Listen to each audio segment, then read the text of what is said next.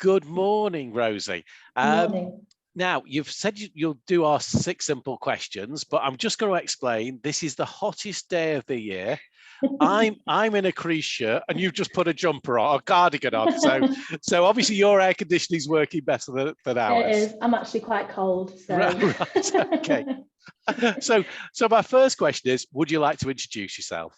Yeah, thanks, Simon. I'm Rosie Davis. I am the Business Development and Support Manager at Bruntwood Wicks. Great, thank you. And what brought you to Bruntwood? Because you've not been too long with us, have you? No, so I joined in May this year, and I think, to be honest, the way I got the job was just through my connections and through introductions. So the previous Bruntwood VDM, I knew her really well, and when she left, she put me forward for the role and introduced me to my now manager and the Bruntwood team. Great, that would be Heather, wouldn't it? Who a Heather lot Gray. of us know. Yeah, and Heather Gray. That's networking. It is. I always say it's it's who you know and who knows you, and exactly. Sorry, yeah, exactly. All my jobs I've got through networking and meeting people, and just that's how it's always come to be. So it proves it does work. Yeah, brilliant. Now, you've not been to a network lunch yet, a business network lunch. No. We always ask them personal questions, not too personal, but you'll come to find this out.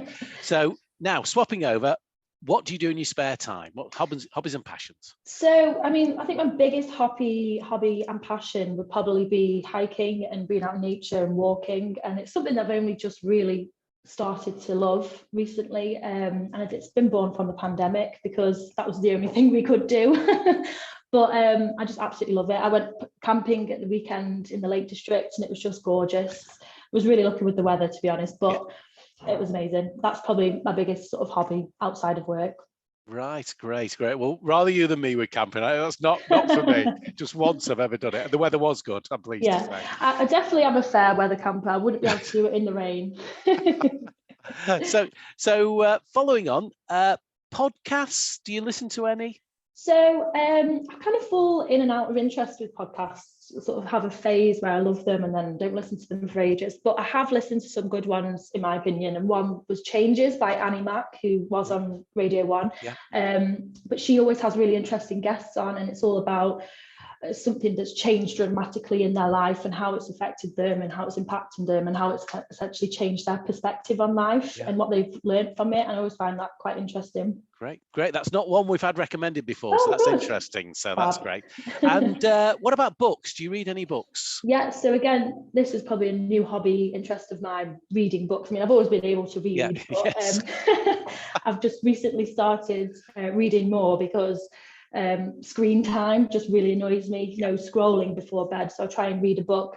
So I haven't actually read this one yet, but it's got recommended to me quite recently by my manager, and it's called To Shake the Sleeping Self.